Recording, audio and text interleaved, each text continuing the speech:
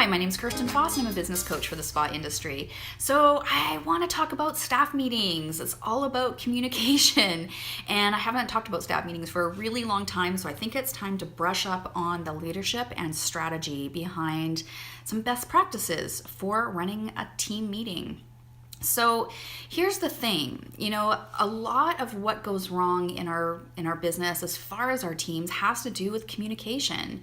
And the spa industry is notorious for having, poor communication when it comes to staff meetings or, team reviews, staff reviews, or even just little huddles, daily huddles. Communication seems to be one of those places where we easily break down.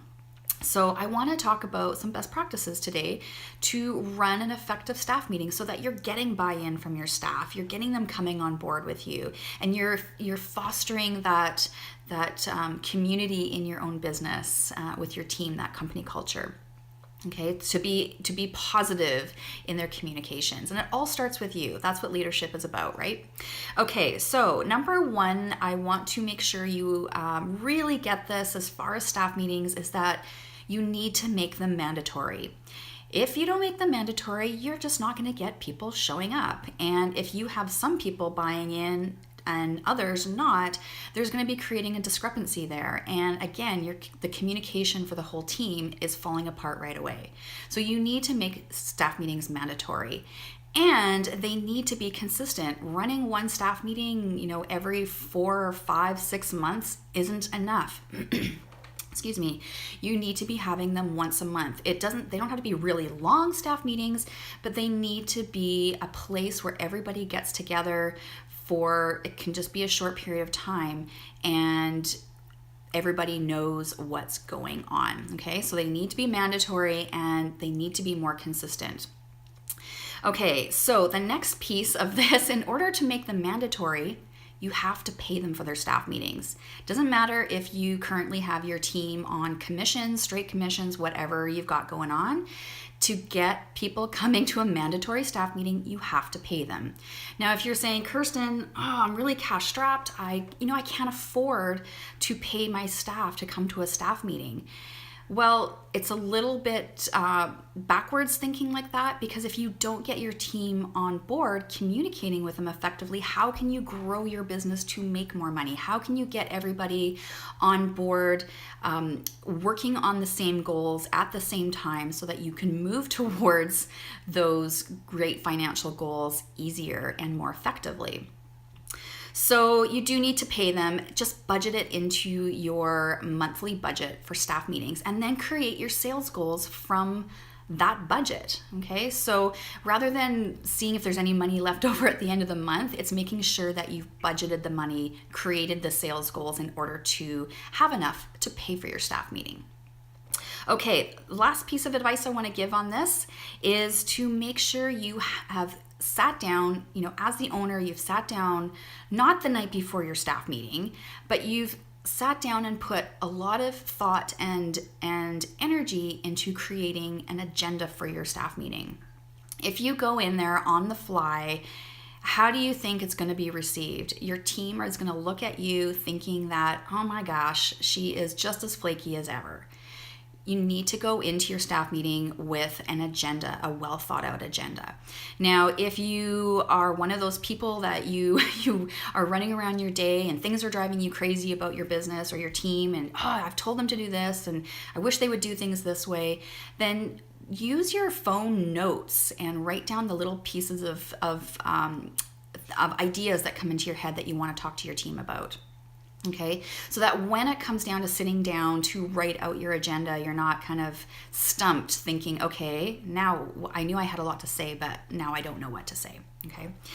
Now, on the topic of content for your staff meeting, you do not want to make this a bitch fest at all. So if you are needing to do any kind of criticism, that needs to be done not in a staff meeting. Okay, so you want to praise in a staff meeting, but you want to if you need to do any kind of constructive criticism, do it one-on-one. Okay, so the staff meeting is about it's really about communicating what's going on in the spa, what goals are going on in the spa, things that you're working on in the spa. And you don't want to just be having this kind of one-way conversation. You're probably going to have some things that you need to talk about, but you do also want to make sure that you are listening to what your team is telling you. Okay. Now, I know that when you are in the middle of staff meeting and you've got an agenda and you're trying to listen to your team, sometimes it can be difficult to remember what everything was said, so that you can implement it afterwards.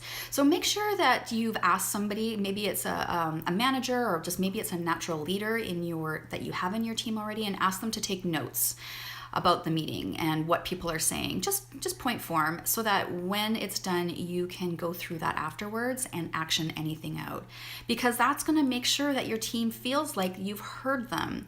And it's going to also let them know that you are not flaky, that you will continue rolling on what you've already discussed, what your plans are, and not just kind of talking about it and then abandoning it because you've kind of forgotten about what's going to go forward from there. Okay, so to wrap it up, you want to make your staff meetings mandatory.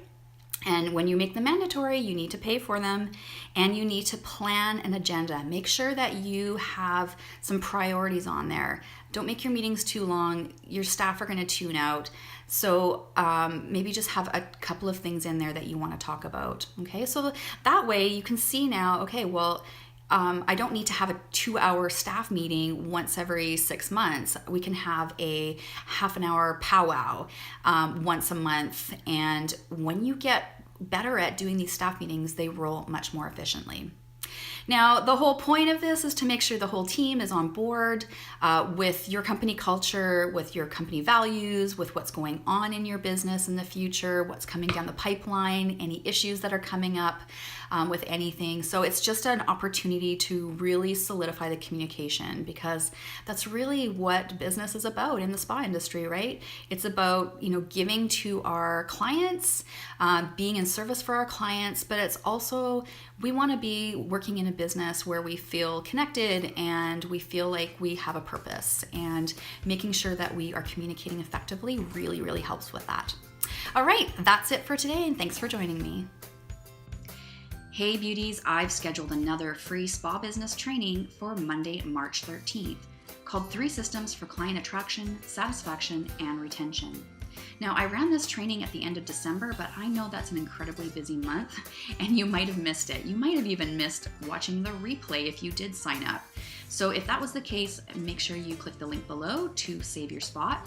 And if you did happen to catch that webinar, you might want to consider watching it again, because as you know, whenever we repeat our learning, it just lands and sticks better. So I hope to see you there.